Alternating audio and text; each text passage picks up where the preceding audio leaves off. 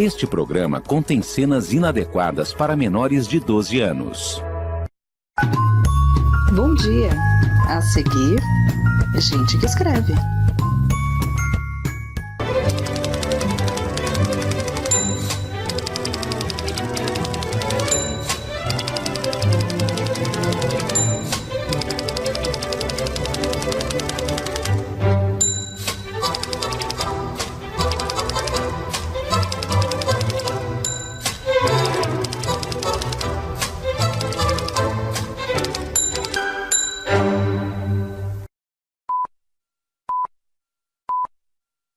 Olá, amigos escritores, escritoras, amantes da literatura, do entretenimento e pessoa que gosta de uma boa história. Sejam bem-vindos a mais uma edição do Gente que Escreve, o seu podcast semanal feito por escritores para escritores. Da Los Angeles cheia de ventania, eu sou o Fábio M. Barreto.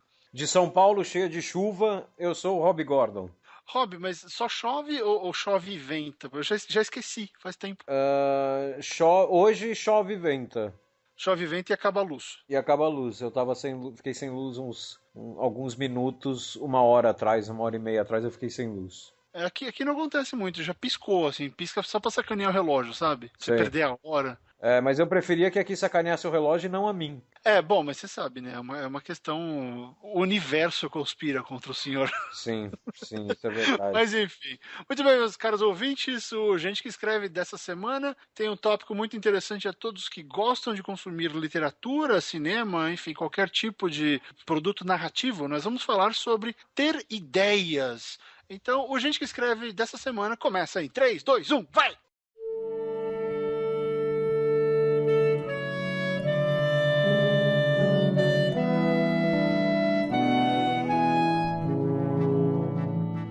Rob, vamos fazer o seguinte. Vamos. Todo mundo pergunta pra gente ideia, como ter ideia. Eu tô ensinando isso no primeiro módulo do Conte. Galera fazendo muitas perguntas sobre como ter ideias. E não adianta dar conceito, sabe? Tipo, o Neil Gaiman pergunta pra ele, de onde você tira suas ideias? Ele fala, da minha cabeça, né? Tem gente que tira as ideias do lugar ao redor. Então vamos fazer uma oficina rápida de ter ideias. Você tá sentado na sua mesa ou você tá no sofá? Tô no sofá. Então vamos fazer assim? Vamos criar uma história baseada em alguma coisa que a gente pega da nossa mesa ou você tá no sofá da sua sala. Isso. Nesse momento, a gente pega uma coisa e vamos criar uma história a respeito... Eu crio uma, você cria outra. Tá bom. Você quer começar? Quero.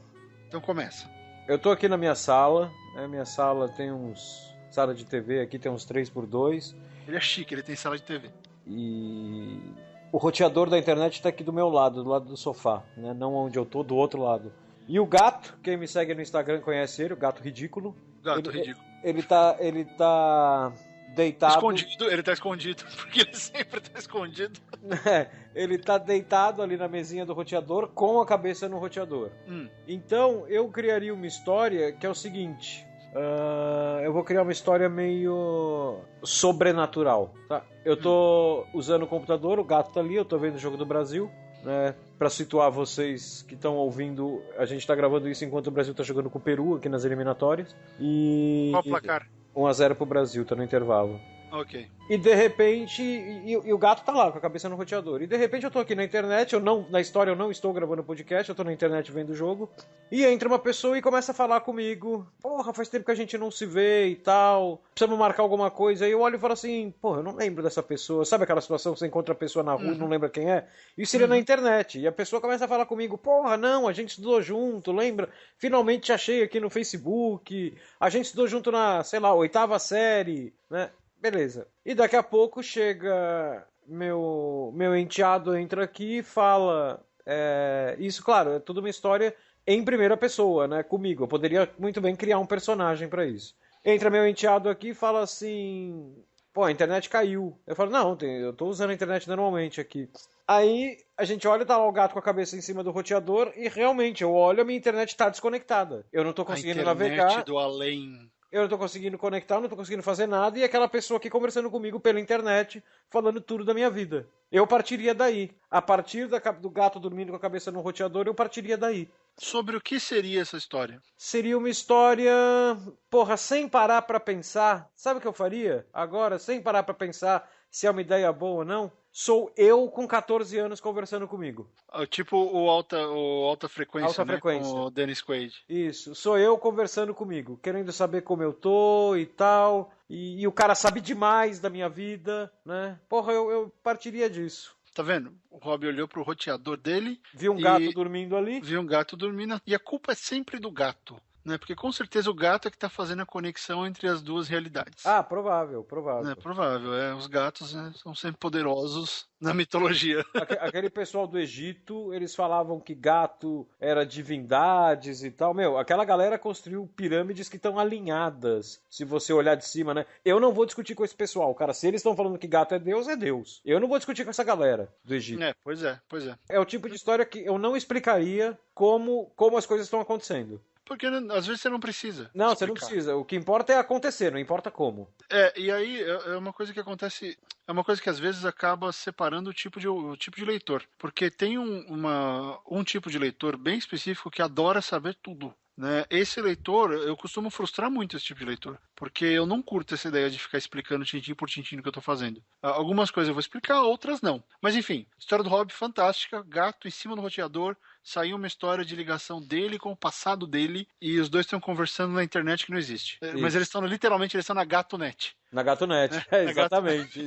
Aliás, é o título, GatoNet. É um bom nome pra história, GatoNet. Bom nome pra história. Então, ok, essa foi a dele. A minha vai ser interessante. Eu tenho aqui, minha mesa tá uma zona. Eu pensei em escrever alguma coisa sobre bagunça, mas não, porque o meu ambiente de trabalho tá uma zona. Eu gravei outro dia, então tem cabo, tem luz pra tudo quanto é lado. Mas uma coisa me chamou a atenção. Eu tenho uma estátua do Wolverine aqui, que eu ganhei lá da livraria Leitura de Campinas, quando eu fui fazer sessão de autógrafos. Eles têm uma tradição lá, que todo autor que vai lá ganha uma estátua de resina dele. E aí eu peguei um Wolverine. Só que esse Wolverine, ele tá numa base que são tipo 3 são 3 andares, assim, tipo uma plataforma, parece uma escada antiga. Sei. Então, eu pensei numa história, e assim, eu quero sair um pouquinho do fantástico. Porque tem gente que fala que eu só crio histórias de ficção. Bom, por que será? É meu gênero, né? Mas eu vou tentar sair do fantástico e fazer uma outra coisa. E vai ser só um elemento meio fantástico, mas a história vai ser bem pé no chão. Eu fiquei imaginando desses degraus, se alguém de repente estivesse andando ali por ou Pinheiros ou Vila Madalena, em São Paulo, que tem aquele monte de ruazinha, né? Que às vezes você não se toca que a ruazinha tá ali. Sim, são as vilinhas, né? Tem aquele monte de... É como era a Moca na final da década de 70. Era aquele monte de lugar não mapeado que existia. E a Vila Madalena e Pinheiros ainda tem um monte disso. Então eu fiquei imaginando, sei lá, porque eu já fui office boy, então eu fiquei imaginando um office boy andando por ali procurando um endereço para entregar alguma coisa, e de repente ele pega e vê uma escadaria. Ele vê uma escadaria que parece antiga pra caramba, não tem ninguém ali, e não tem ninguém na rua onde ele tá, e pelo que ele viu no mapa, parece que se ele subir essa escadaria, ele vai chegar no endereço onde ele precisa, então ele vai subir essa escadaria. Só que, eu falei que eu ia sair do fictício, mas eu só fico pensando em ficção. Ah, não, tá no DNA. Tá no DNA. Fica difícil, mas vamos lá. Então, ele sobe essa escadaria e os degraus parecem ser super antigos, parecem ser super gastos, como se tivessem sido... alguém estivesse subindo por eles há muito mais tempo do que eles deveriam existir. E aí eu pensei, eu vou falar as duas versões, porque eu não consigo parar de pensar. A primeira versão é a versão ficção, versão Fábio. Ele sobe, e quando ele chega no topo dessa escadaria, ele encontra uma outra versão do bairro. Ele encontra uma versão do bairro que ou ainda, sei lá, parou no começo do século passado, ainda tem bondinho, essas coisas, e aí, sei lá, a gente acabou pensando no mesmo tema, né, de uma certa forma. Mas ele ainda tá encontrando uma outra cidade, porque ele só reclama da cidade, esse moleque, ele só fala mal dos ônibus, do trânsito, e aí ele percebe como a cidade evoluiu, ele aprende sobre a cidade que ele nunca entendeu. Sim. Ele mora ali, mas ele nunca entendeu São Paulo. Ele nunca sacou por que São Paulo é São Paulo. Então, isso seria meio que um portal do tempo para ele descobrir uma São Paulo do começo do século passado, que era aquela São Paulo muito mais charmosa, mas muito mais caótica do que ela é hoje, né? Depende, se você for levar em conta o tamanho e os problemas. Então, essa seria uma versão que ele vai usar essa escada como uma espécie de portal no tempo. A versão sem nada, ele encontra essa escada e aí ele vai encontrando mensagens, como se alguém tivesse esculpido essa escada, e em cada degrau tem uma mensagem. E essas mensagens estão contando a história de um velhinho com certeza esse velhinho que criou essa escada, sei lá quando, que esculpiu essa escada e que foi contando a história da vida dele e do grande amor da vida dele que ele perdeu. Então, esse office boy vai subindo a escada, vai aprendendo sobre essa história de amor provavelmente trágica desse velhinho, como ele amou, como ele perdeu o amor e como ele usou essa escada para ocupar o tempo dele depois que ele perdeu o amor da vida dele. E quando ele chega lá em cima, ele encontra o endereço. E aí eu não sei se seria o mesmo endereço que ele está procurando, ou se ele ficaria na dúvida, peraí, mas eu vou atrás desse velhinho porque eu preciso falar com ele, ou eu vou fazer uma entrega do trampo. Vou fazer o meu trampo. E aí eu deixo o personagem como escolha no final, porque eu gosto da escolha no final, e eu vou meio que fazer um teste de caráter nele. Poxa, eu quero conhecer esse cara, ou eu vou ignorar isso e continuar levando a minha vida de uma forma normal, sem nada de extraordinário nela. Você vê, olhando aqui pro degraus da minha estátua do Wolverine, dá pra trabalhar legado, quer dizer, as duas histórias estão legado, né? Sobre legado, sobre algum aprendizado, e quando você tá nessa fase que você é office boy, você precisa aprender, né? Sim. A gente acha que sabe tudo, mas você não sabe porra nenhuma, você sabe pegar um ônibus e chegar no lugar.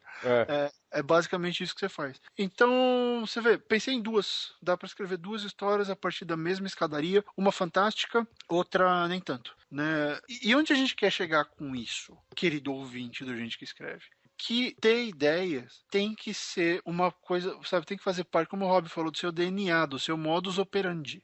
Você tem que, se você ainda não faz isso, e não é pecado nenhum ainda não fazer isso, e você quer escrever, você tem que inserir isso no seu DNA, em quem você é, em como você opera, para que as ideias venham, para que você olhe tudo pelo seu ponto de vista e imagine histórias.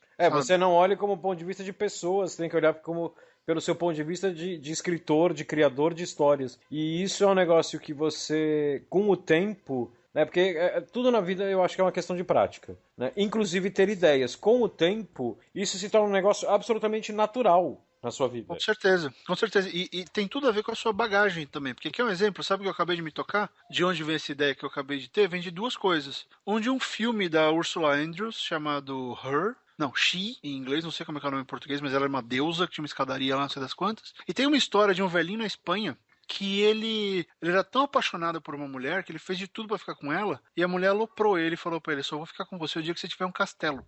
Aí o velhinho foi lá, construiu um castelo, claro, né, dimensões pequenas, mas ele construiu um castelo com as próprias mãos, todo super bonitinho, né, meio cafoninho, mas ele construiu um negócio, dava pra dormir lá dentro, era uma casa no formato de castelo. Só que ele fez uma portinha minúscula, esquema Alice no País das Maravilhas, que a pessoa só podia entrar agachada. E aí ele foi até essa mulher construir um castelo pra você. Aí ela falou, quero ver, agora entra, mas a porta é pequena. Entra.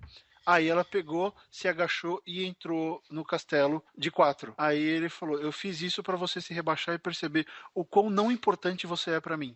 Você me fez construir tudo isso e agora eu fiz você rastejar pra entrar naquilo que eu construí por causa da sua idiotice. Cara, que fantástico. E eu fiquei, não sei porque, agora eu fiquei pensando de onde veio. Veio disso, eu vi essa matéria uma vez sobre esse velhinho que humilhou a mulher que sacaneou com ele, e porque eu lembrei de um filme, quer dizer, juntei duas coisas lá atrás, olhei para uma inspiração, olhei para um objeto agora, né, que tá aqui na minha frente, e uniu tudo isso. O subconsciente puxou tudo isso, sabe-se lá de onde, ponto, saiu uma ideia com a história que é a história de amor desse velhinho aí que não deu certo. Então, são coisas que até dá para ensinar, mas se você não colocar em prática todo dia, você nunca vai aprender. Né?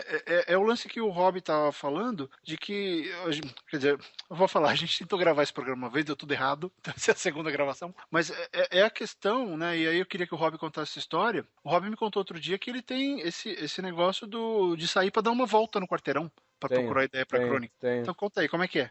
Na verdade eu tenho dois sistemas, né, eu tenho o sistema, o meu primeiro sistema é a ideia vir da minha cabeça, então eu tenho o meu cantinho da ideia, né, aqui em casa, porque é o seguinte... É que nem o pessoal que tem 2 estômagos, um para sobremesa e um para o prato principal. Exatamente. Então eu tenho 2 modus operandes aqui para escrever e cada hora, uma hora eu uso uma hora, no caso dos estômagos seria a hora da sobremesa, eu uso outro. Então, por exemplo, o primeiro que eu uso é aqui em casa, que é o canto da ideia, que é o seguinte, na verdade são 2 cantos da ideia, porque eu fumo e eu sou a única pessoa aqui em casa que fuma. Então eu não fumo dentro de casa, eu só fumo no quintal ou na garagem.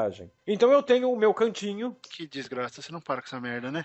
Mas veja bem, eu não estou incentivando ninguém a usar aqui. Não estou fazendo apologia. Então, eu tenho... O que eu uso mais é aqui na frente, né? Que a minha casa ela tem uma laje, né? Aqui em cima da garagem.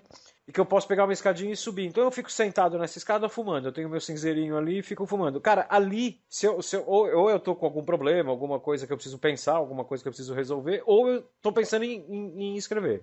Agora... Então, é batata. Se eu tô sentado ali fumando, eu tô tendo ideia. Ou tentando ter uma ideia. Agora, tem vezes que, cara, que não sai e tal, né? Não tá rolando. E aí eu preciso sair na rua, porque eu falo assim, cara, a minha casa não está me dando ideias hoje. Então eu saio na rua, cara, porra, e assim, às vezes... Na verdade, eu não dou uma volta no quarteirão, eu invento um motivo pra sair. Tipo, vou comprar sorvete, vou comprar um picolé, mas eu não vou aqui na padaria. Eu vou lá no posto 3 quadras pra frente. Cara, e eu vou olhando as pessoas, eu vou olhando... Eu vou olhando o mundo. Eu vou olhando os prédios, as pessoas, os carros, os cachorros que passam por mim. Cara, é muito difícil eu não voltar com algo. Não necessariamente eu vou escrever, né? Porque às vezes eu sempre falo assim, porra, não, eu já escrevi uma história parecida e tal. Mas mesmo que eu não escreva ela, não adianta. É o seu filme da Ursula Andress. Isso fica guardado aqui dentro. Fica, porque você vai... Quando você tá preparado pra isso, você vai exercitando. É tipo um músculo. E quando eu comecei a treinar arco e flecha, era assim, você tem que criar memória muscular pra fazer o movimento.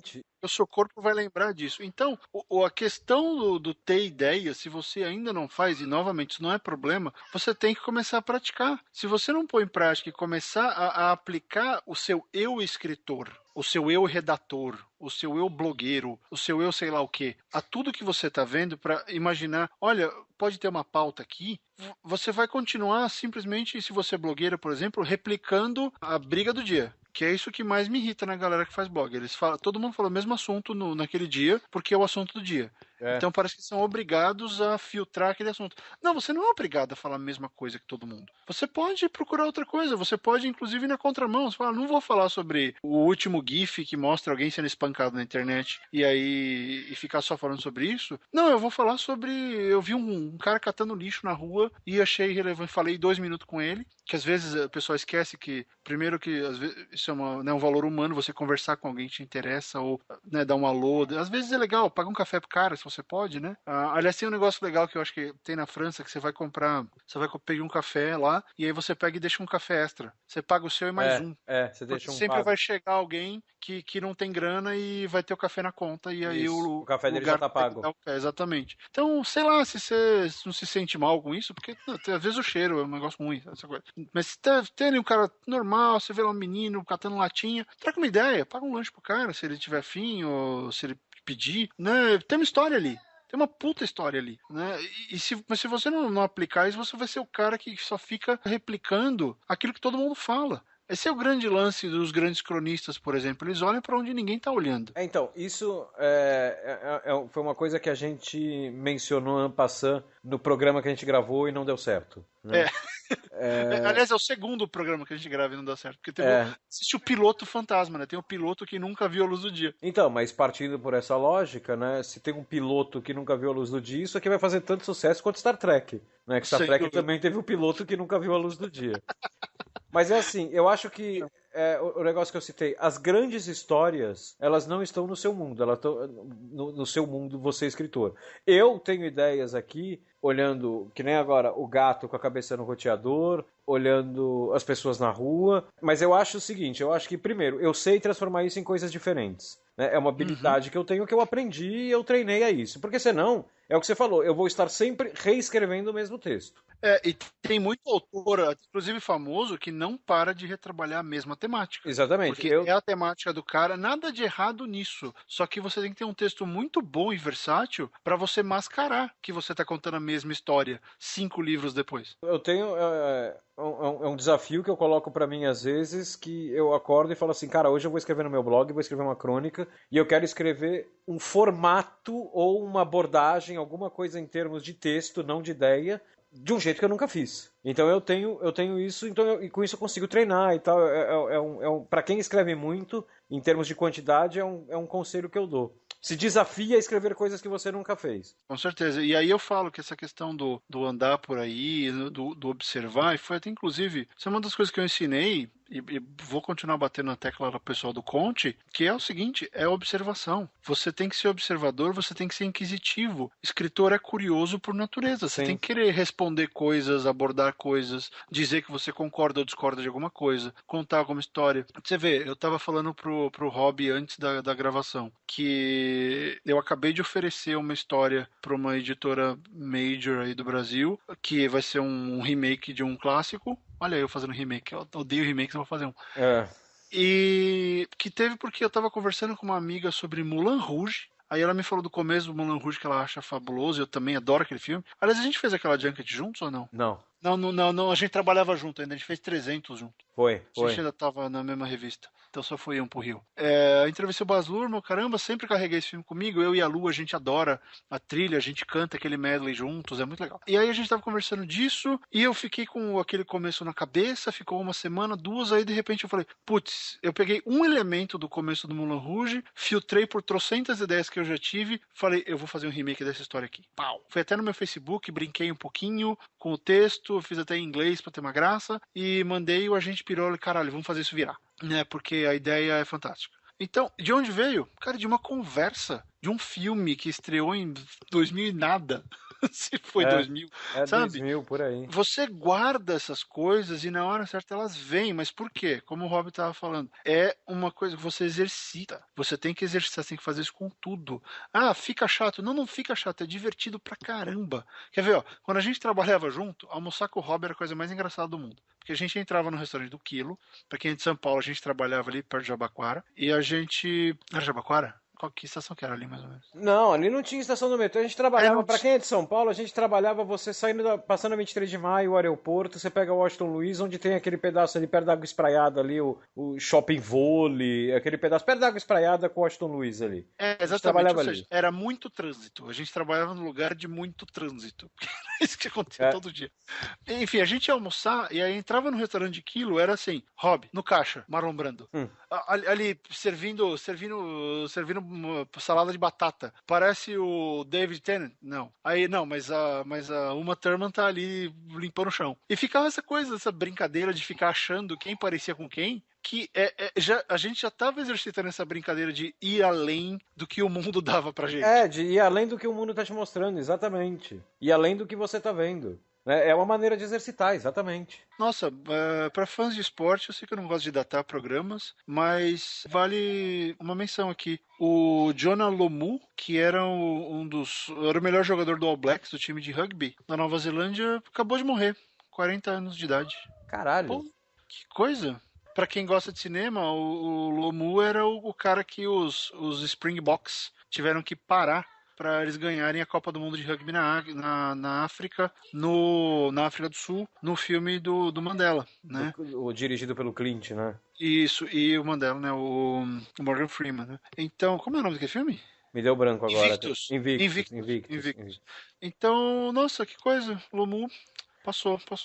Escreveria uma história fácil sobre ele. Mas o que eu tava falando sobre o lance da boa ideia, ela não está no seu mundo, eu paro do seguinte princípio. A boa ideia que você teve, ela não está no mundo do leitor, né? O leitor tá pegando uma história que foi criada no seu mundo, pode ser parecido com o mundo do leitor, mas não é o mesmo mundo, porque todo mundo tem sua bagagem individual, cada um.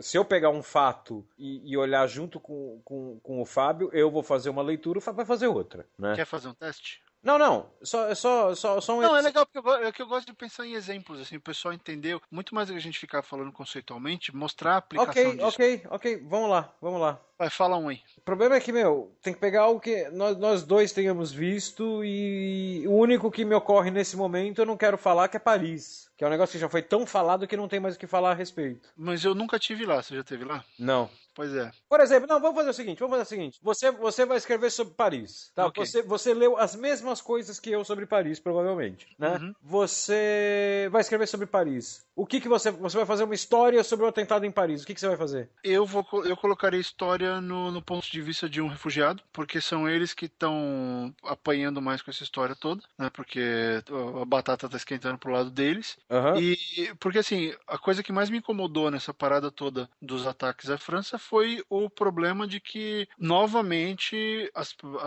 aqueles seres que habitam a internet brasileira resolveram mostrar o quão imbecis eles são e ficam falando mal de muçulmano. Assim, eu sou um cara que eu não acredito em religiões, mas isso não muda, não quer dizer que eu não respeito quem acredita. Claro. E que eu vá ficar do lado de preconceito e de gente que quer detonar um tipo de pessoa só pelo que ela acredita. Sei lá. Então, eu vi muito disso. Felizmente eu não tenho mais timeline, mas me mostraram muita coisa. Muita gente veio me mostrar link, veio me mostrar coisas de preconceito, de puro preconceito, porque assim, se você tem preconceito, pode ser com uma religião que é pouco relevante no Brasil, numericamente, a gente não está acostumado a crescer com muçulmanos, né? Sim. Porque o Brasil é aquela coisa, né? Nós temos muitas religiões ligadas à Bíblia e temos a segunda força do espiritismo e aí vem as africanas. Mas o judaísmo, o islã, são religiões bem menores. Sim. No Brasil, numericamente. Então, as chances de você ter crescido com alguém de uma religião não ligada à Bíblia ou não ligada às africanas são pequenas. Mas, enfim, eu iria contra isso. Eu iria mostrar o outro lado, o efeito desse problema, que é o efeito do preconceito, que é o social profiling que tanto se fala, e mostrando porque os próprios muçulmanos estão do lado da França e estão criticando e estão detonando ferrenhamente e estão pedindo que esses terroristas sejam caçados, porque ser muçulmano não te transforma num terrorista. Isso é uma coisa besta, mas o fato da gente ainda ter que falar isso É sinal que o mundo é mostra mais besta que a problema. gente. Né? Exatamente. É mais Então, besta que a frase. eu levaria por esse lado porque eu me solidarizo com o problema dos caras e acho que esse preconceito é completamente patético. Então eu escreveria isso. Tá, daí você Você. vê, eu tenho o mesmo conteúdo que você, as mesmas informações, eu sei tudo que aconteceu, aonde aconteceu, então você tem estádio, tiroteio e tal. Eu escreveria provavelmente a história de um adolescente que vai no primeiro show dele, que é no Eagles of Death Metal, e ele tá naquele show porque a menina que ele gosta vai estar naquele show, né? Então seria toda a expectativa, tal, é o primeiro show que ele vai na vida, ele tem tipo 17 anos, é o primeiro show que ele vai na vida, todo o drama e a sobrevivência lá dentro, né? Mas enfim, isso não vou desenvolver a história aqui, eu acho que isso é só pra mostrar que assim, a gente tá criando duas histórias diferentes aqui, a partir de duas ideias diferentes, a partir de uma mesma coisa, que nesse caso é o meu mundo, é o seu mundo e é o mundo do leitor. Agora, a partir do momento que eu escolho dar uma abordagem X pro menino que tá no show, ou você escolhe uma abordagem X pro refugiado, cara, a gente ainda está falando sobre o mundo que é meu, seu e do leitor, mas colocando ingredientes do nosso mundo. Porque, por exemplo, eu tenho certeza que a partir do momento que eu vou escrever sobre um menino de 17 anos que tá num show de rock, cara, esse menino, em termos universais, vamos chamar assim, o universo de um menino de 17 anos, seja a França com terrorismo, seja Brasil dos anos 80, seja o que for, ele vai ter muito de mim, né? Então, assim, já virou um negócio do meu mundo. Então eu parto do princípio que, assim, toda história criada, mesmo que ela se passe num mundo real, ela é do mundo do escritor, né? Ela encanta, um dos motivos dela encantar o leitor era aqui que eu queria chegar. Um dos motivos dela encantar o leitor é porque o leitor está conhecendo um mundo que pode ser que ele já tenha até passado por esse mundo, mas ele está conhecendo um mundo novo, porque ele está vendo o mundo pelo olho de outra pessoa, que no caso é o escritor. Agora, se a gente encanta o leitor mostrando um mundo novo pra ele, por que caralhos a gente não vai deixar a ideia encantar a gente desse jeito? Então, eu acho que as ideias, cara, as mais encantadoras que tem, elas estão fora do nosso mundo. Eu citei no programa que deu errado, vou citar aqui de novo. Ano passado eu fiz um trabalho, eu tava fazendo um trampo, um freela, e eu tive que passar uma tarde inteira, praticamente um dia inteiro, na favela de Paraisópolis. A favela de Paraisópolis, pra quem não é de São Paulo, deixa eu só dar uma contextualizada aqui. Ela é gigante, ela é quase uma cidade dentro de São Paulo, ela é a segunda maior favela de São Paulo. Ela é um mundo próprio, com vida própria, ela viveria independente da cidade, porque ela tem sua própria linguagem, suas próprias leis e tal. E ali eu não fiquei só... Deve ter o seu próprio exército, né? Ah, sim. Eu não fiquei simplesmente ali olhando, eu fiquei conversando. Então eu conversava com líder comunitário, conversava com dono de bar, Então, assim, eu não olhei a favela, eu mergulhei na favela durante 6 horas, pegando opinião, e assim, batendo papo, só batendo papo. Cara, eu voltei de lá com umas, assim, 5, 6 histórias e personagens, mas assim, uns 20 personagens. Por quê? Porque é um negócio que pra mim, imagina o seguinte, você é um minerador e você tá procurando ouro, então você tira uma pepita aqui, eu tirei uma pepita com o gato na cabeça com a cabeça no roteador, eu e o Fábio conseguimos aqui 2 barrinhas de ouro falando sobre Paris. A hora que você vai pra um lugar que você tem a oportunidade de conhecer uma realidade que não é sua, e não olhar a realidade, é conhecer a realidade, cara, é como se você tivesse achado um veio de ouro novo. É. Você enfia a picareta, começa a sair coisa. Por quê? Porque você está tão encantado com aquele universo, como o leitor está encantado com o universo da última história que você criou, que ele gostou. E aí entra uma coisa fundamental nisso que o Rob falou, que é a seguinte: ver a história é diferente de conhecer a história. Que é onde muita gente peca na hora de descrição ou na hora de contextualizar o que está escrevendo. Que fica aquele mero locutor, sabe? Você não é o cara que está narrando o jogo de futebol. O cara que está narrando o jogo de futebol, pelo menos na década de 80, era assim, né? Ele basicamente narrava o que estava acontecendo. Então, era uma reprise da imagem, né? Olha lá vai o fulano, tocou na meia, pegou na direita, correu, driblou 2 e, pô, não faz isso, fulano. Aí tinha brincadeira e tal. Hoje em dia mudou. Eles ficam falando merda o tempo inteiro, né? Agora. Pra mandar um abraço para todos os leitores aí no Twitter que falaram que eu tenho a voz parecida com a do Milton Leite. Um abraço. Eu não acho, mas um abraço para todos vocês. Muito bem, Milton. Então, assim, você tem que, o conhecer a história é você, de fato, estar tão envolvido com ela que na hora que você escreve, essa sua história, ela vai transmitir esse mundo que o Rob tá falando. Esse maravilhamento. Ela tem que transmitir isso, ela tem que ir além do... E ela vestia um terninho e tinha o cabelo preso num coque com um palitinho japonês no meio. Não é só isso, tem que ir além. Por quê? Por que disso? Por que você tá falando isso? Ela só ficava bonita ou ela ficava feia, né? Ela estava feliz porque ela se vestia assim ou ela odiava? Ela preferia trabalhar de moletom, né? A gente, às vezes, essas histórias, elas param aí. Elas param só na informação superficial e a gente não entende o porquê ela foi dita. O personagem precisa ter uma descrição. Tá, precisa, mas por quê? Eu vou me envolver sabendo que o personagem usava camisa vermelha? Se você fala que o personagem usa camisa vermelha e solta a piadinha de Star Trek na sequência, acabou, me ganhou. Né? Assim, tão vermelha que se ele tivesse no Star Trek ele morreria em 3 segundos. Pronto. É uma referência boba, mas é uma piadinha que vai me mostrar que aquele cara ele vai além do cara que usa a camisa vermelha.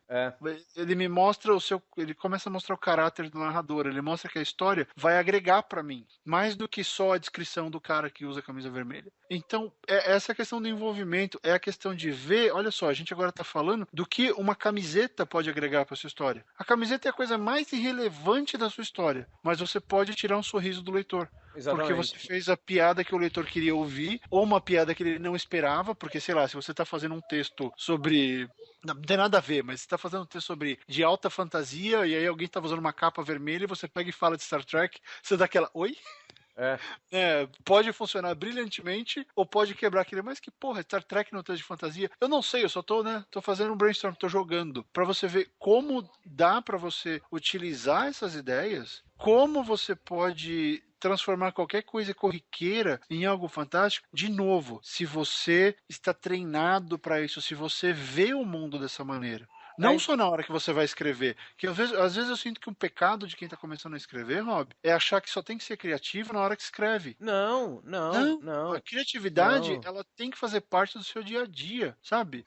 Você tem que procurar coisas novas, você tem que tentar coisas novas. Escreve um monte, a gente já falou isso. Escreve um monte de coisa que ninguém vai ver. Só vê o que acontece, só pra treinar os dedos, pra treinar a mente, sabe? Mantém isso aceso, porque na hora que você botar na sua cabeça que você só tem que ser criativo, na hora que você abre o Word, não vai dar certo, porque você vai começar a pensar na história só ali. Eu acho que o Rob também, então eu posso falar pelos dois, a gente fica pensando no que a gente vai escrever horas antes, dias antes. Sim.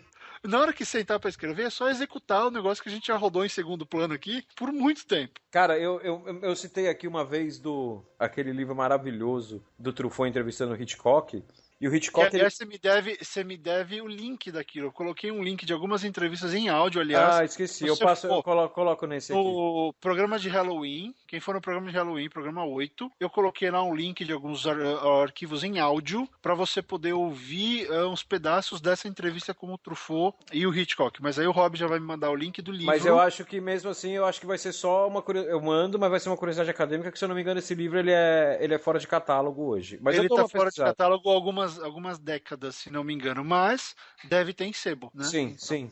Enfim. E ele fala ali em determinado momento, eu até estranhei quando ele fala isso, que ele fala assim, eu odeio filmar. Eu falo, porra, como assim? O cara é um dos maiores diretores de todos os tempos, o cara é um dos maiores especialistas na linguagem cinematográfica. E daí ele explica, o Truffaut também, se eu não me engano, assusta quando ele fala isso. E ele explica, ele fala, eu queria que tivesse uma máquina onde eu coloco o roteiro com todas as minhas anotações e do outro lado sai o filme. Porque a hora que eu vou filmar, eu já pensei tanto sobre o projeto, eu já esmiucei tanto cada cena, que assim, o projeto já perdeu a graça pra mim. Eu vou e filmo e tal, mas assim, eu já cheguei onde eu queria. Então assim, você imagina, ele deve ter ficado 4 meses, 3 meses, sei lá, que ele não pensava em outra coisa. Ele só pensava em como desenvolver a ideia que ele teve. E Rob, eu concordo absolutamente com ele, porque toda vez que eu fui filmar, aconteceu a mesma coisa. É um trabalho quase que mecânico, né? Você já tá com tudo tão detalhado que é um negócio quase mecânico.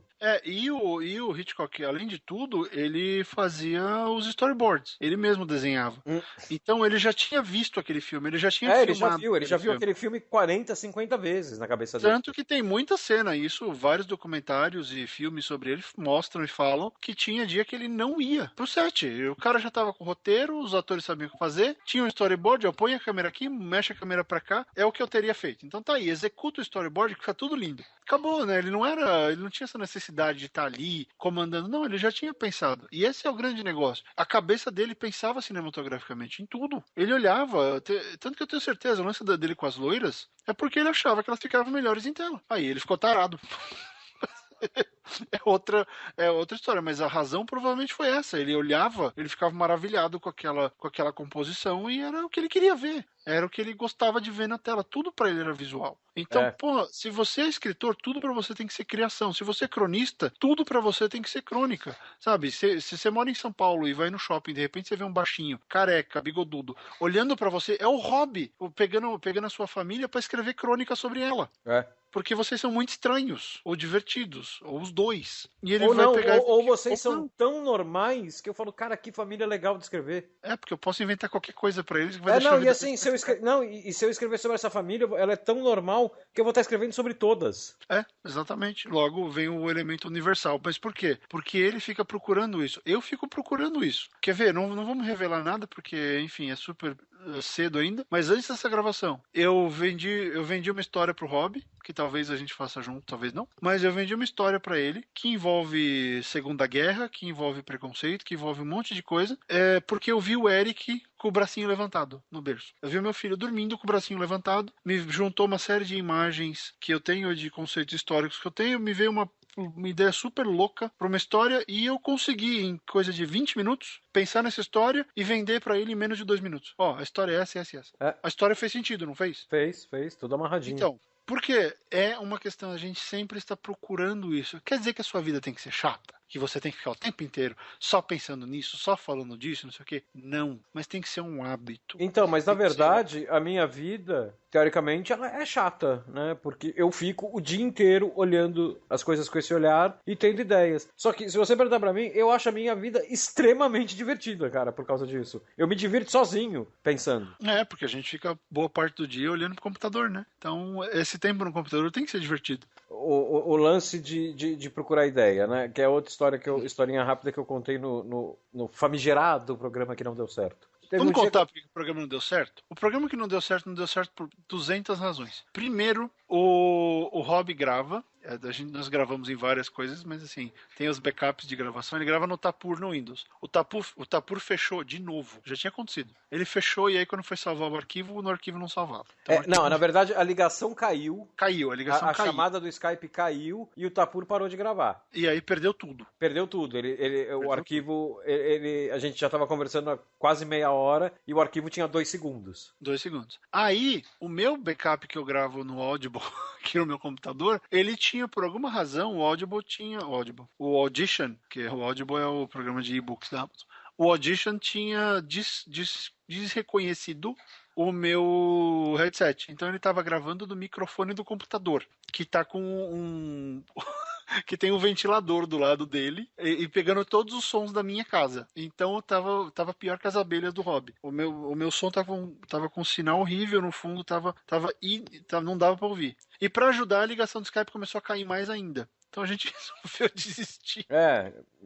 Grava outra hora, que hoje tá com zica, não rola. Então, e a história que eu acho que é legal contar aqui, que eu contei no programa que não deu certo, né? Eu tava em casa, eu morava sozinho ainda, eu era solteiro, morava sozinho, eu morava em Pinheiros, e era um domingo de manhã, eu acordei, cara, aquela pilha de escrever, acordei morrendo de tesão de escrever, e provavelmente, se eu me conheço, eu não devia ter que trabalhar naquele dia, e isso era raro pra mim, então eu meio que acordava num outro clima, já, porra, você acorda até mais criativo. E, enfim, eu olhei ali, não me surgia nada pra escrever ali, fiquei uns 10, 15 minutos tomando café, olhando notícia e tal, não me surgia nada pra escrever. Cara, só que eu tava com tanta vontade de escrever que daí eu me propus um desafio. Eu peguei e falei, eu vou até a cozinha, eu vou fazer mais um café. Isso eu já tinha acordado umas 2 horas, 1h30, por aí, vou fazer mais um café. E enquanto eu faço o café, eu vou me obrigar a encontrar uma ideia pra escrever.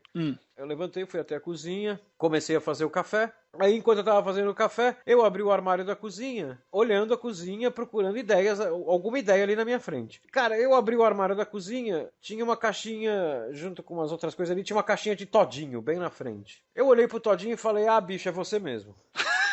Rodou. Você mesmo, cara. Você vai ser minha crônica de hoje. E aí eu fiquei pensando, agora, como eu vou escrever sobre um todinho? Porque é um negócio que eu falo, né? Se desafie a escrever coisas que você não escreve sempre. Então, eu podia escrever um texto, né?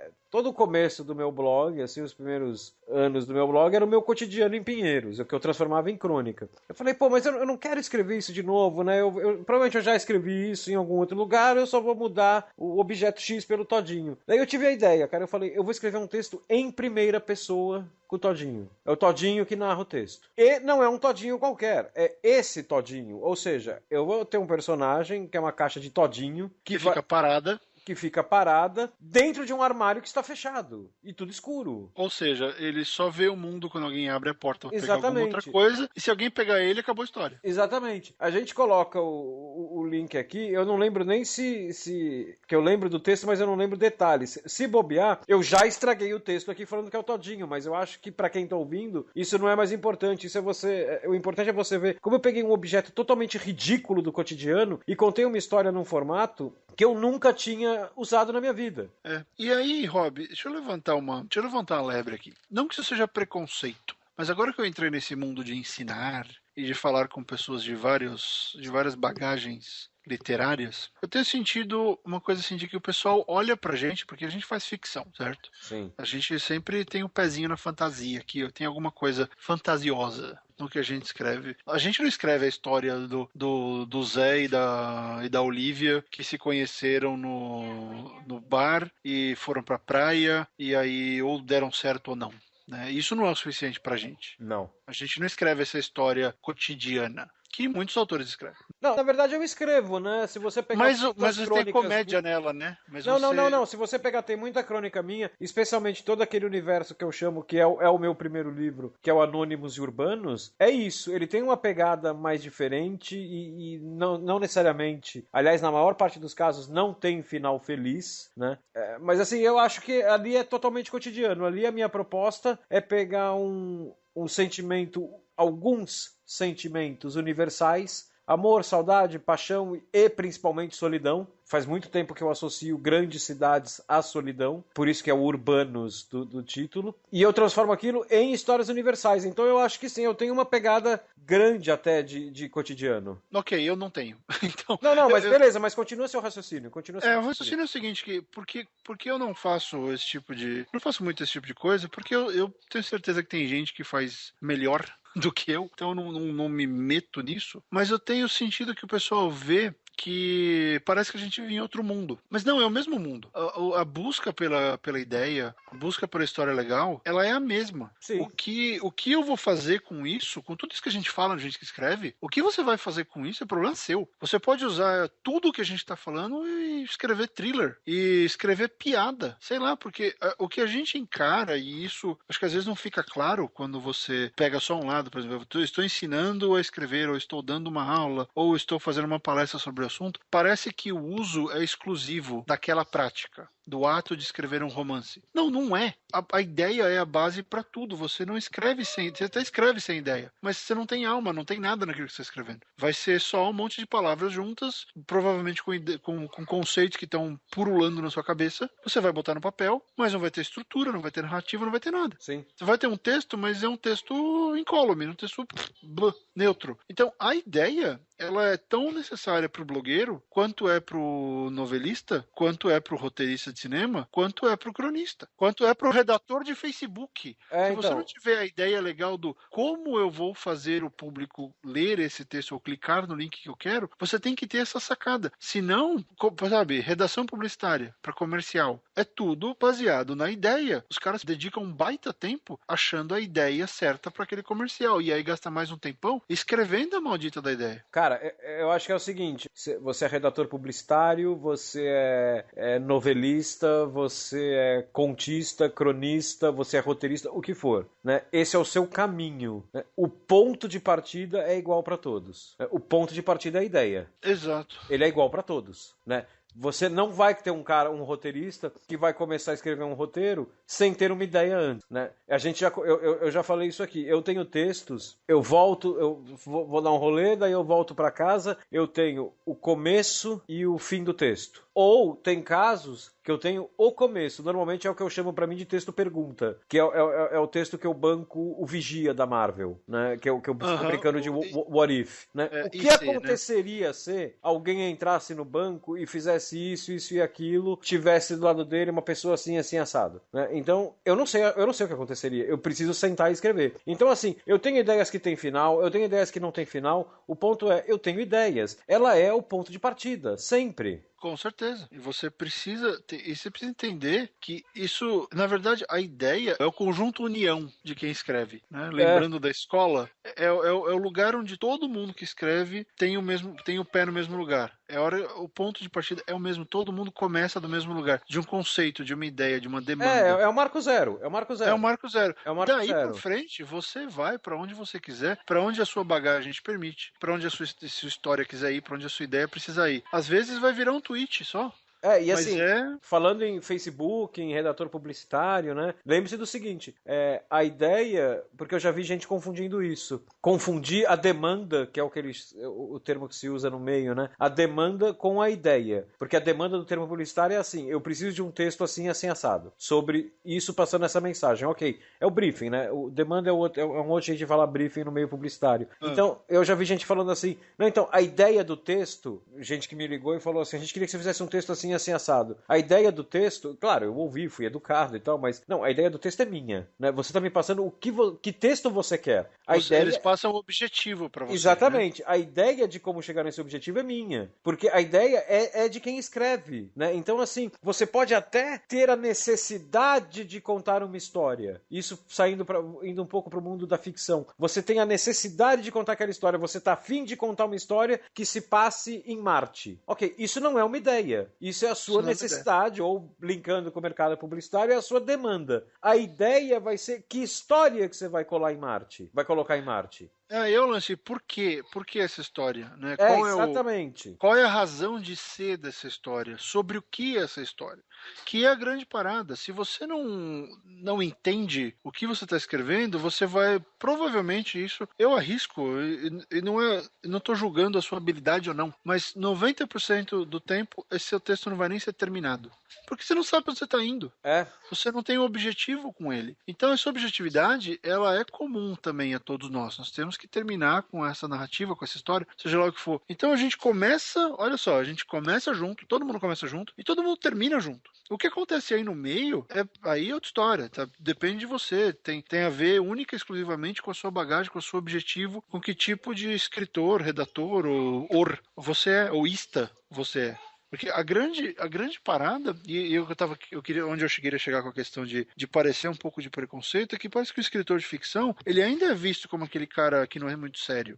E, cara, eu acho que os meus textos são tão sérios quanto qualquer um aí que escreve livro de conto e sai pela Companhia das Letras. E todo mundo, a galera adora, tá? São textos diferentes, exatamente. são diferentes. Você pode virar e falar... A gente pode discutir aqui valor de mercado, né? Porque aí entra currículo, tema, aceitação, força do nome, ok. Agora, seriedade nunca. Né? Seriedade nunca. Você escreve livro de navinha. Então, livro de navinha é a puta que te pariu, meu amigo. Porra. Quer ver? Tem um causo da minha vida. Não sei, muita gente já deve ter lido crônicas e contos do Luiz Rufato, que é um ex-jornalista, ele é de Minas, mas ele atuou muito no JT, no Estadão, e hoje ele tá super famoso, foi pelo Brasil pra Frankfurt, caramba. Eu entrevistei o Rufato, ele era colega de redação. O primeiro livro dele, ele lançou um livro com contos sobre uma cidadezinha de Minas, que é de onde ele era. E eu lembro muito bem do livro até hoje. Não tinha nada de fantástico no sentido gênero fantástico na história dele. Eram contos sobre pessoas que habitavam aquela cidade e tinham aquelas coisas que humanos fazem, né? Inveja, raiva, amor, complô, esse tipo de coisa. Eram histórias que, a meu ver, isso não é demérito, eu só tô classificando a história, eram histórias normais. Só que por uma questão de como o Brasil vê o gênero da fantasia e da ficção, ele tem mais peso do que eu, porque ele não fica inventando. Porque os personagens dele são reais, são mais verossímeis, e não a navinha. E não é só a gente que está começando. O Neil Gaiman falou uma vez que ele teve uma crítica a ele, que foi assim: se você não escrevesse essas coisas, você seria levado muito mais a sério e teria mais sucesso. Se você escrevesse literatura de verdade, né? E porra, o cara falar isso pro Neil Gaiman é porque tá muito errado. Então, o Brasil ele é meio contraditório, né? Porque o Brasil ele é um país onde não se valoriza a própria cultura. A gente teve essa conversa, acho que no Halloween. No programa do Halloween. Só que assim, ao mesmo tempo, ele não valoriza o que é dele, mas se você não escreve o que é sobre ele, você é insano, né? Você é um babaca, você fica inventando planetinha, cidadezinha, né? Então, cara, eu não sei, eu acho esse relacionamento do Brasil, do brasileiro com a nossa literatura em termos de gênero, eu acho ele meio esquizofrênico. Não é nem contraditório, é esquizofrênico. E foi uma coisa que você comentou, né? É aquela questão de que parece que toda obra criativa no Brasil tem que transformar o mundo. Tem que ser a melhor. Tem que ser a definitiva. Se não for definitiva, não presta. Não, vai ter um monte de coisa entre o nada e a definitiva. E é esse monte de coisa que cria o mercado. Sem esse monte de coisa, você não tem mercado. Sem contar que é o seguinte, né? Quando a gente mencionou isso, eu mencionei Cidade de Deus, que pra mim Cidade de Deus é o filme definitivo sobre favela. Isso não quer dizer que nenhum possa ser feito depois, mas pra mim ele é definitivo. Assim, tudo que eu queria ver numa história sobre favela... Tava lá. Pra mim ele é definitivo. Agora, não necessariamente pra pessoa do meu lado é. Sem dúvida, não existe uma obra definitiva, né? Eu sempre achei, né? Vamos fazer uma comemoraçãozinha aqui. Acho que faz 3 programas que eu não falo de Chefão, então vamos comemorar falando de Chefão. Eu achei durante a minha infância inteira... Infância não, eu vi Chefão, a primeira vez eu devia ter uns 13 anos, por aí. Minha adolescência, boa parte da minha adolescência, eu achei que Chefão era a história definitiva sobre máfia. Aí, quando eu li o livro, eu tive a certeza de que era a história definitiva sobre máfia. Só que aí chegou um belo dia que eu sentei e falei, porra, vou ver se Era Uma Vez na América, que eu devia ter uns 16, 17 anos. Falei, cara, Era Uma Vez na América não é o filme definitivo sobre máfia, mas Chefão também não é, né? Aí sai, nesse meio tempo, porque isso acontece quando eu tenho 15, eu sou de 75, sai Bons Companheiros. Então é assim, porra, eu adoro o filme de máfia, eu adoro Chefão. E sou, acho que já falei aqui, daqueles que acham que o 2 é melhor que o 1. Mas... tipo, ele não é um filme definitivo sobre máfia. Então, assim, eu não vejo essa necessidade, tipo, eu preciso criar a história definitiva sobre tal coisa. Não, você precisa criar uma história sobre tal coisa. Nada mais que isso. O definitivo deixa a cargo do leitor. E se você ficar pensando voltando a linkar com o programa de hoje, que é sobre ideia. Estou atrás da ideia para escrever um filme definitivo sobre Brasil e Peru, sobre os confrontos entre Brasil e Peru. Você não vai achar. Você tem que achar uma história boa, deixa que ela se torne definitiva ou não na cabeça do leitor. E assim, se você está criando uma história para você ler uma resenha dizendo que aquela é a história definitiva sobre o assunto que você escreveu, desculpa, você não está interessado em contar histórias, você tá interessado na masturbação literária, né? Porque o leitor não vai dizer para você que aquela história sua é a história definitiva sobre o filme de máfia, porque o leitor não tem esse contato com você, né? Você tem o contato com a matéria do jornalista. Não, eu estou esperando o jornalista, pelo menos um, dizer que a minha história que eu fiz sobre asfalto Elfos. é a história definitiva sobre calçamento no Brasil. Então, desculpa, você está escrevendo simplesmente para masturbação, você não está interessado em contar história nenhuma. Você pode até querer contar histórias, mas não é o seu core business, vamos chamar assim. É aquela questão, a forma e o resultado nunca podem estar acima da razão da história. Exatamente. E isso acontece muito. Não necessariamente novos escritores, mas gente que ainda não conseguiu explodir, que vem tentar achar que o problema é a forma. O editor não quis porque a minha forma está errada.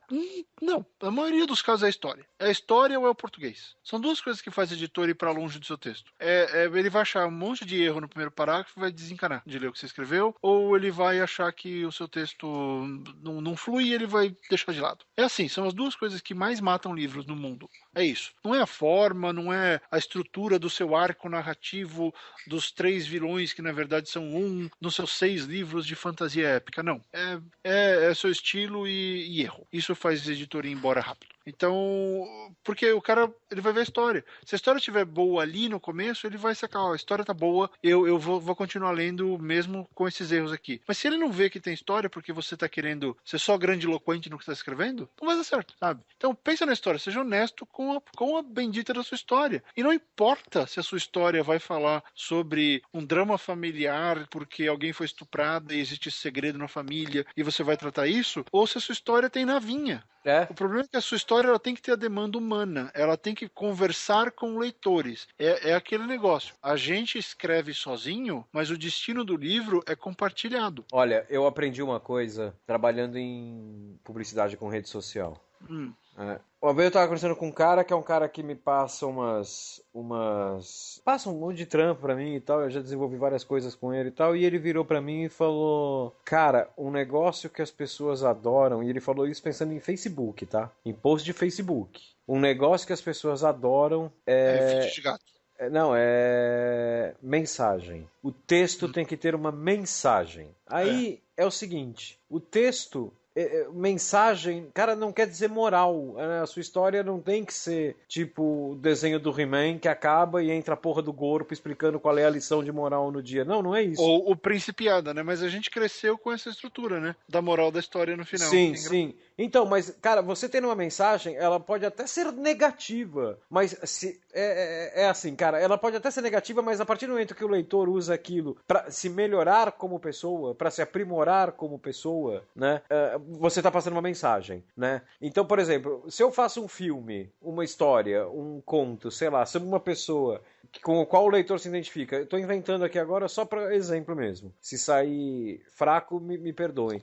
E de repente você vê que a mensagem da história é que esse cara ele podia ter se dado muito bem na vida, mas ele se fudeu porque ele foi muito ambicioso. Cara, você está passando uma mensagem ali, né? Sim. E de uma forma Se sua história tá boa, você tá passando ela de forma elegante. Então é assim, isso é o que você chama, né, é um pedaço do que você chamou aí de demanda humana, né? O leitor Sim. é uma pessoa como você, ele quer aprender, ele quer melhorar e tal. Beleza. Cara, esta demanda humana, você consegue isso escrevendo sobre favela, quanto você consegue escrevendo isso numa colônia em Alpha Centauri, né? Isso é da história, não é do gênero, né? Então, assim, as pessoas têm que parar com esse negócio de achar que, o seu livro é bom, mas a sua ideia tem na vinha. Cara, a minha ideia, ela tem na vinha, ela tem todos os elementos de uma ideia boa, só que ela não tem um soldado da PM, ela tem um soldado galáctico, né? Então, assim, você vai julgar por gênero. Porra, eu trabalhei muito tempo atrás, eu trabalhei 1 ano na 2001. A 2001, acredito que todo mundo conheça, mesmo quem não é de São Paulo, porque ela tem um site razoavelmente bom. A 2001 Uma locadora. é uma locadora de vídeo, ela ainda existe, ela ainda tem 2 lojas hoje, e ela era a maior locadora do Brasil em termos de acervo. Eu era freelancer, eu trabalhava só de final de semana, e eu era indicador, e eu trabalhava só na loja da Paulista, que era o maior acervo da 2001. Na época, eu lembro que isso foi na transição, no comecinho do DVD, isso é 98, eu passei a madrugada lá junto com outras pessoas, mudando a loja, passamos uma madrugada inteira, que foram um cara lá colocar prateleiras novas e redecorando a loja para colocar os primeiros DVDs da 2001. Era uma loja que tinha, se eu não me engano, ela tinha um acervo de 9.000 títulos em VHS. Não estou falando de fitas, estou falando de títulos, tá? Fitas devia ter umas 11.000. Então você tinha que ver tudo. Cara, aí você tem... Porra, eu tava na Paulista, era um negócio, sabe? Todo aquele público que gosta de filme artístico tá lá, né? Então... É um negócio que é muito valorizado lá dentro, até pelo acervo dela, que ela tem filme europeu, filme asiático, que não acha nas outras. Mas tem gente que entrava lá e me pedia, tinha um cliente que entrava lá e me pedia qual era o grande filme de ação do mês. E o cara levava umas tosquices do tipo... Filme do Steven Seagal, né? Exatamente. E eu olhava e falava, mano, o cara tem à disposição dele o maior acervo de VHS do Brasil e o cara vem e aluga essa bobagem. Só que assim, por que é bobagem? Porque eu não gosto. Né? Só por causa disso, porque não me atrai. Eu gosto de filme de ação, mas eu não gosto de filme de ação B, por exemplo. Né? Então, porra, se o filme tem um elemento humano e uma história bem contada a ponto de satisfazer aquela pessoa, mas quem sou eu pra dizer que isso é uma bosta? Eu posso dizer que um filme, uma história é uma bosta porque ela é mal contada. Agora, por gênero, eu não posso julgar gênero. Não posso nem fudendo julgar gênero. Gênero é gosto pessoal, caralho. Só que isso faz com muita gente que quer escrever julgue, né? Porque, por exemplo, esse é o meu universo, a gente já falou, eu prefiro escrever drama, mas assim, o que as pessoas querem de mim é ficção, então eu dou ficção. Porque é isso que o meu agente quer, isso que o meu editor quer, então eu vou dar ficção. O dia que eu tiver mais estabelecido, eu começo a escrever meus dramas, que ainda é meio que um guilty pleasure, sabe? Faço pra mim, tá aqui escondido, Sim. Ninguém viu ainda, porque eu ainda tô curtindo e eu acho que é um gênero mais difícil pra eu escrever. Mas é o ponto de não ficar achando que a história é menos ou mais importante, porque ela tem outro gênero. E aí eu vou dar um exemplo. A história abominada por todo escritor relativamente decente nesse mundo. Twilight, né? Sim. Crepúsculo. Bicho, eu assisti hoje Desculpa, mas é bem pertinente. Eu assisti hoje o final, eu liguei a TV do último. Peguei peguei a última batalha do último filme, né? Mano... Peraí, tem batalha? É uma guerra ali entre vampiros do bem e vampiros do mal. Eu lembro, eu vi uma vez uma foto, os caras num lago de gelo. Isso, exatamente. Tem 15 caras na batalha. Cara, eu não vou julgar o gênero, né? Eu adoro terror, sou apaixonado por terror e adoro coisa de vampiro. Desde moleque, desde que eu tinha 11 anos de idade, assisti A Hora do Espanto. Não, minto. Desde que eu tinha 5, 6 anos de idade, assisti A Dança dos Vampiros do Polanski. Me lembra qualquer programa de contar a minha história com esse filme, A Dança dos Vampiros. Lembro, sim. Enfim, cara, que coisa mal feita. As pessoas parecem 3D, cara. Né? Bicho, então assim, você pode olhar e julgar isso, né? É mal feito. Mas né? aí a gente tá julgando, por exemplo, a execução. Eu tô julgando a execução. A execução do filme. Eu não tô julgando a escolha de gênero, eu não tô julgando o universo que se passa, não, ele é mal executado, né? Então pra mim esse é um exemplo bom da coisa. Então, e aí onde é que eu queria chegar com isso? Eu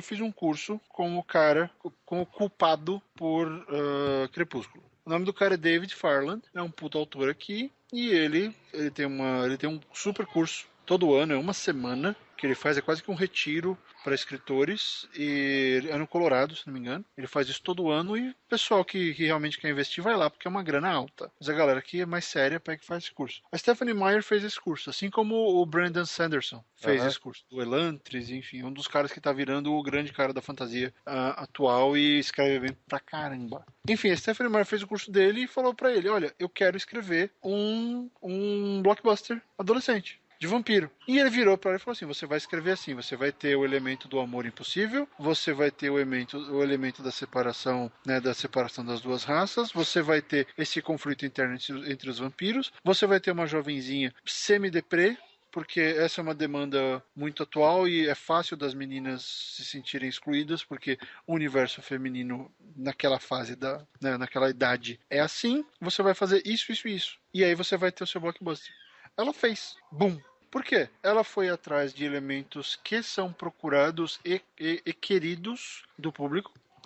Ou seja, ela usou o clichê. Sim. Que a gente tem tanto medo de usar, ela foi lá e pegou o clichê. Ela, vou usar o clichê. Aí ela coloca, e aí vem aquela discussão a história deve se passar no Rio ou na cidadezinha de Coquinho Falls, da cidade que eu inventei e que mistura Estados Unidos e Brasil, e eu acho relevante. Cara, a história do Twilight se passa no meio do nada. Ela se passa na cidade necessária para que aquela história faça algum sentido, que é uma cidade que está do lado do mato, para que tenha uma tribo indígena na área. Então, lá você tem o elemento dos lobisomens. Ela é uma cidade, ela é uma cidade que deve ter o quê, pelo que eu lembro da ambientação do livro? Tipo uns 5 mil habitantes, um negócio assim, né? É por aí, porque deve ter umas 200, 300 crianças na escola. Ela é um ovinho de cidade, ela é um ovinho. Mas era uma cidade necessária para que aquela história saísse. Então, o que a Stephanie fez? Ela juntou um monte de elementos que ela precisava para contar aquela história, pegou a ideia dela que ela tinha lá do Roedor de Ser Lindo e Continuar Lindo, e resolveu escrever aquele livro que milhões de meninas e mulheres ao longo dos anos vão querer ler. Sim. Porque elas precisam daquela história. Por alguma razão, aquela história faz sentido. Eu não gosto daquela história. Ela não fala comigo. Eu tentei, a gente já conversou disso, não deu. Mas olha que coisa. Surgiu de uma ideia da concatenação de vários conceitos que são comuns a histórias de sucesso. E olha, tem vampiro. Podia não ter, porque na real, se a gente parar pra ver, Twilight nada mais é do que Romeu e Julieta. Exatamente. Eu acho que, na verdade, que esse é o plot central, né? Porque durante muito tempo você tem aquele triângulo amoroso que é Romeu, Julieta e o outro Romeu, né? Que você tem o triângulo. Exatamente. A gente cai, um negócio que eu já comentei aqui, que eu acho que é legal a gente se aprofundar. Eu tive um professor na FAP, eu fiz FAP. Eu tive um professor lá, que ele era um professor, cara, ele dava história da imagem, era no primeiro semestre. Era uma das pessoas, era um coroa, na época ele devia ter uns, bem os seus 60, 65 anos. E ele é todo envolvido com meio de cinema, se não me engano ele era montador. E ele chamava Máximo Barro. Cara, esse cara durante o meu primeiro semestre da faculdade, esse cara foi meu ídolo, assim. Ele passava os filmes 7:30 da manhã, ele passava os filmes tipo Buster Keaton, né? Cara, a classe inteira dormindo e eu ali babando. Uhum. E ele tinha uma teoria, que eu não sei nem se é dele, mas eu aprendi com ele, que é o seguinte, o cinema tem, eu não lembro quantas são, qual é o número. O cinema tem 6 ou 8 histórias, né? Você tem 6 histórias, vamos dizer que são 6. Talvez... aquela história das combinações limitadas, né? Exatamente. Então você tem 6 histórias e todo filme é uma dessas 6 histórias. Que não sejam 6, sejam 8, sei lá, mas era um número muito baixo. Muito, muito baixo. Tem a lista disso, eu vou tentar achar e ver se eu consigo colocar aí no post, mas tem um monte de artigo, de post de blog, de gente falando dessas combinações. Cara, ou eu posso estar enganado, agora que você falou, eu posso estar enganado, né? E eu posso estar confundindo com uma outra coisa que eu li com o passar do tempo, que eu já li uns 2 ou 3 artigos sobre isso. Eu precisava falar com algum amigo meu da faculdade que eles vão lembrar dessa lista e eu volto, dessa tese dele, eu volto aqui. Talvez não seja 6 ou 8, talvez sejam, acho que era isso, acho que eram 42 histórias, um negócio assim. Enfim, era um número baixo, se você parar pra pensar, o número de filmes que saem por mês, né? Não precisa nem pensar o número de filmes feitos na história, não. Se você pensar o número de filmes que é lançado todo mês em Hollywood, 42 histórias já é um número baixo, né? Então, o exemplo que ele dava era Blade Runner. Ele falou, Blade Runner é um western. E quando você para pra pensar, cara, quantos filmes você já não viu? O xerife tendo que andar pela cidade inteira atrás de 6 vagabundos que assaltaram o trem. Ah, literalmente, exatamente. Né? Então, ele é um western. Né? O cara, o que ele fez? Ele transformou os vagabundos em replicantes, ele pegou a cidade e transformou a Los Angeles do século XXI e botou um cara que é um caçador de replicantes. Mas é a mesma história, a mesma ideia. Eu achei aqui a lista, ó. Tem duas linhas de pensamento. É a linha das mais de 30, que aí vai especificando que é assim, menino conhece menina, menino salva menina, menino fica maior que o pai, menino salva o pai. São variações, mas tem uma outra história, uma outra linha que é mais prática, que acho que é essa aqui.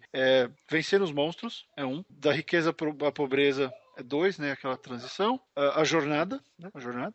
Uma viagem, uma jornada, ou uma missão e o retorno dessa missão. A comédia, que é tirar sarro de alguma coisa. A tragédia, né, que renascimento é outra coisa. Toda história sempre tem essa questão do renascimento. O mistério e a rebelião contra o escolhido ou contra o sistema. Pronto. Todas as histórias estão nisso aqui. Então eu acho que a teoria dele, até pelo argumento do Blade Runner, porque o argumento do Blade Runner ele não se encaixa propriamente aí do jeito que ele colocou. Né? Então eu acho que ele deve ser 42 mesmo, 42 histórias. Porque ele certamente, pelo exemplo que ele definia o Blade Runner, ele tá aí no mais de 30, né? Na linha de pensamento do mais de 30. Mas quando você para pra pensar, a gente fazia esse exercício. Cara, é exatamente isso. Você tem 42 histórias então, assim, você tem 42 ideias, né? Que, cara, se desenvolveram em milhões de filmes, né? Que todo ano são milhares. E o cinema, especialmente, ele é construído em cima disso, em cima do me dê a mesma coisa, só que de um jeito diferente. Sim. A gente vai sempre contar as mesmas histórias, porque, desculpa te interromper, Rob, mas assim, o ser humano, a demanda humana do homem do século passado, ou retrasado, ou 2, 3 séculos, são as mesmas. A gente continua com medo de morrer, a gente continua sem saber se existe algo lá fora, a gente continua sem saber se as divindades são reais, a gente continua sem saber o que caralhos a gente tá fazendo aqui. Né? Não como espécie, como indivíduo, né? Como que caralhos eu tô fazendo aqui nesse planeta. A gente continua tendo raiva dos outros, a gente continua tendo inveja dos outros, a gente continua querendo mais, a gente continua querendo ser melhor do que os nossos antepassados, a gente continua com medo do escuro, a gente continua com medo do desconhecido. É a mesma coisa. Então, a gente não mudou muito, assim, se você parar pra pensar. Essencialmente, a gente pode... Hoje nós somos mais sofisticados que os romanos, claro. Mas, em termos de espécie, a gente continua na mesma merda.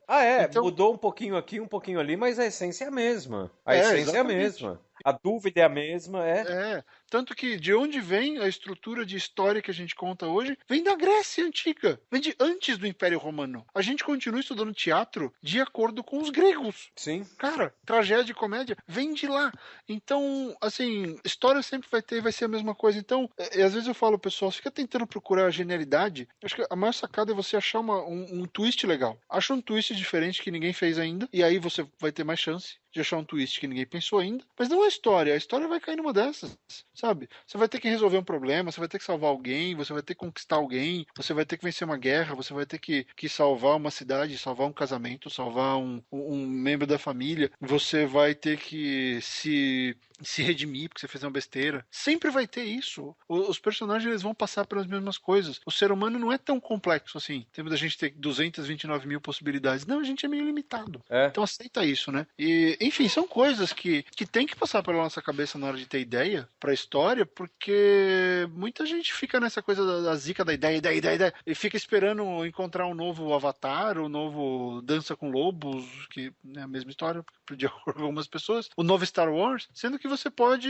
muito bem fazer um livro, um roteiro, um artigo, um conto, sei lá, tão legal quanto que vá pro outro lado, que tem mais a ver com você, sabe? Acho que o grande ponto é entender qual é a sua, não é nem a sua limitação, mas qual é o seu métier, o que vem mais fácil para você, que vem com mais facilidade, e começar por aí. sabe? Tira essas ideias daquilo que te faz sentido. Isso não tem nada a ver com escreva sobre o que você sabe. Não, é aquilo que te faz sentido. Olha para um copo e pensa, o que esse copo vai me trazer de ideia? Outro dia eu fiz esse exercício. Eu peguei um fiz copo isso com o Todinho, falei... né? Eu fiz isso com o Todinho. o do Todinho do Hobby, eu peguei um copo, eu cheguei numa história de crime no ar na Los Angeles da década de 30. Acabou. Eu olhei para um copo vazio em cima da minha mesa. Por quê? Eu gravito, né? Na direção desse tipo de coisa. Olha para isso e fala, que história você contaria que tem um copo com alguma relevância? Começa a fazer essas perguntas, uma hora entra. Mas o importante é, vai fazendo isso, deixa as suas respostas, né? A resposta de quem você é, o que você sabe, deixa isso informar como a sua história vai surgir. Não fica tentando,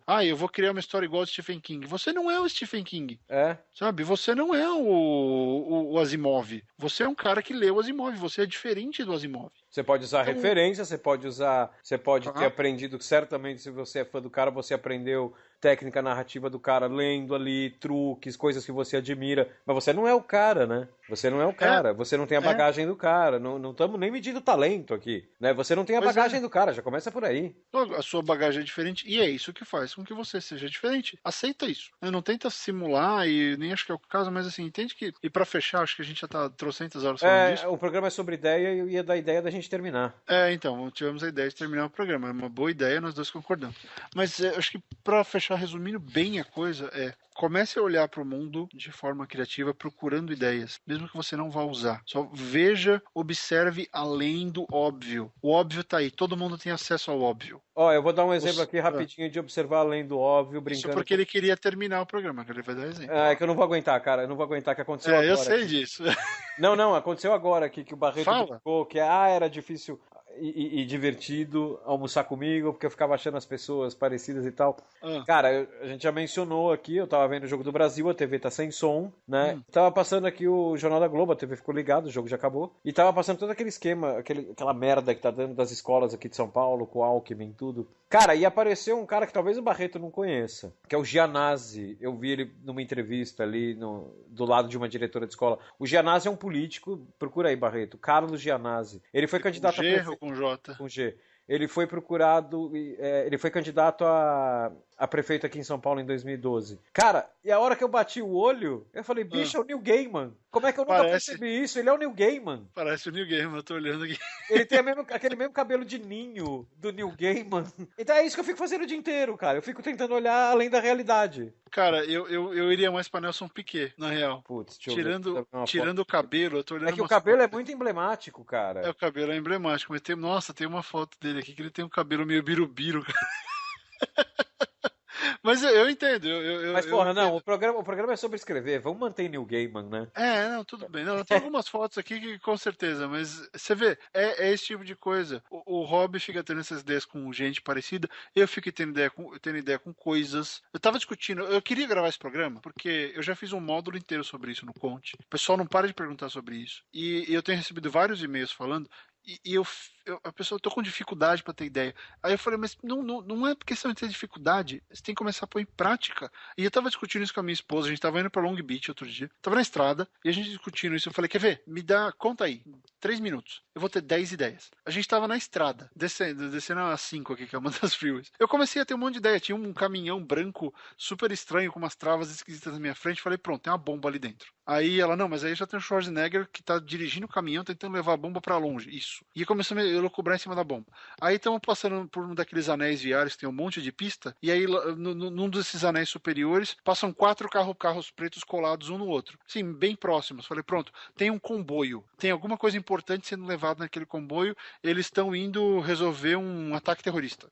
Aí passou, não sei o que, um passarinho, eu pensei numa coisa meio Procurando Nemo, envolvendo duas pombas, que passaram pela gente. Aí tinha um riozinho do lado, eu imaginei um moleque pescando num lugar onde nunca ninguém pescou e ele ia descobrir o que é pescar porque ninguém pescava ali, porque tinha uma lenda que proibia de pescar, mas que não fazia mais sentido, então tinha esse menino descobrindo o prazer da pescaria e conseguindo comida pra casa dele porque ele precisava. Eu comecei a pensar um monte de coisa, cara, em menos de 5 minutos dentro do carro eu tive 10 ideias. Porque eu olhei pra essas merdas e comecei, o que pode gerar? Pode gerar isso. E assim, deixa sair, sabe? Deixa o seu subconsciente entrar em ação e escuta o seu subconsciente. Não deixa o seu subconsciente subconsciente de lado, fala, não faz sentido. Faz, você pensou, faz sentido. É meio bobo, arruma, transforma em menos bobo, depois transforma em legal, e aí transforma em alguma coisa bacana. Isso tudo, ideia é ponto de partida, não é o endgame, não é o seu objetivo final. A ideia é a comida que você vai comer. Ter energia é consequência da ideia. Ter energia para continuar vivo é consequência do fato de você ter comido. Então, escrever um livro, um roteiro, um artigo, ou o que for, ele começa com a ideia, mas ele termina com o texto. Então, você tem que encarar isso como o ponto de partida. A gente falou e a gente repete. Então, seja criativo, olhe. E o que é ser criativo? Se teste, transforme a sua vida, começa a olhar para tudo que você está vendo. Consigo escrever alguma coisa sobre isso aqui? Como? Pega um livro que você gosta, como escrever isso melhor? Ou posso escrever uma fanfic disso? Posso ampliar o que o cara fez? Posso transformar tudo? Pega a história da sua família cheia de história. Sempre tem aquele tio que não cala a boca. Pega alguma história que esse tio te contou, escreve essa história. Então, são coisas que a gente tem que... É prática, é exercício, é muscular praticamente. Você tem que ir se exercitando. Não deixe de fazer isso, sabe? Você não é escritor só na hora que você senta no Word. A gente trabalha no Word, mas a gente é escritor durante a vida inteira. Porque exatamente, o ato de escrever começa na ideia, né? Então, assim, eu tiro 2 horas por dia pra escrever. Bom, beleza, mas você não precisa tirar 2 horas por dia pra ter ideia. A ideia você pode fazer enquanto está fazendo outra coisa, né? Você tá andando na rua, você tá dentro do metrô. Cara, o metrô é um manancial de ideias. Nossa, né? Metrô, trem, trânsito. Trânsito, olha pro cara no carro do lado. É que hoje em dia tá chato, né? Porque a galera vai estar olhando pra baixo pro telefone, né? Sim, então, é assim, mas até isso é uma história, né? Imagina esses caras sem o telefone parando de funcionar, ou o telefone tomando conta, olha só, o telefone tomando conta do corpo dessas pessoas e todo mundo começar a dirigir que nem robô, uma Skynet da vida. Tá vendo? Então, vai saindo. Essas ideias são fantásticas? Provavelmente não, mas eu estou exercitando o músculo da ideia. Então, sabe, meu caro ouvinte e colega escritor, exercite, não deixe que isso pare. Se você quer escrever, isso tem que fazer parte da sua vida o tempo inteiro. Não tem que ter desculpa, porque assim, ter ideia não toma muito tempo, você não precisa ficar 2 horas na frente do computador, ter ideia não custa nada, ter ideia é basicamente você pensando como alguém que quer escrever o tempo inteiro. E só pensa uma coisa, o seu escritor favorito, ele não teve só 3 ideias na vida. Ou daqueles 3 livros que você leu, ou 5 livros que você leu. Ele já teve umas 200 ideias na vida, calhou que ele já conseguiu vender 8 delas. E outra coisa, quando ele... Aquela história, a favorita dele, né? A sua favorita dele, que você fica pensando e fala assim, pô, eu tenho 19 ideias, mas eu acho que, sei lá, essas ideias já foram contadas. Se ele tivesse pensado como você, o livro dele que você mais gostou provavelmente não existiria.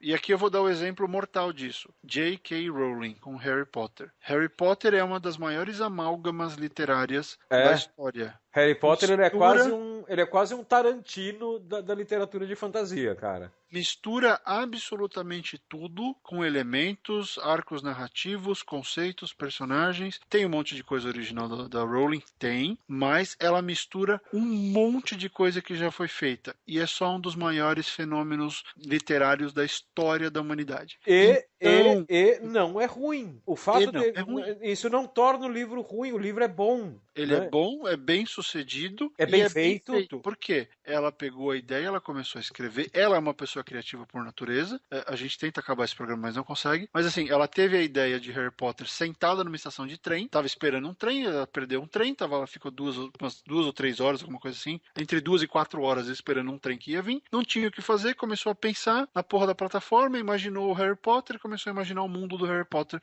porque o trem dela atrasou. Imagina se esse trem tivesse chegado na hora. Não teria saído. Então, assim, se um dos maiores exemplos comerciais, qualitativos e sucesso de público do mundo não é suficiente para te mostrar que ter uma ideia num lugar improvável, com assuntos improváveis, porque você estava exercitando o músculo, se isso não mostra para você que esse é o caminho, nada mais vai mostrar. Então, pratique, aplique e continue a escrever. Nos falamos na semana que vem. Tchau, tchau. Tchau, pessoal. Abraço.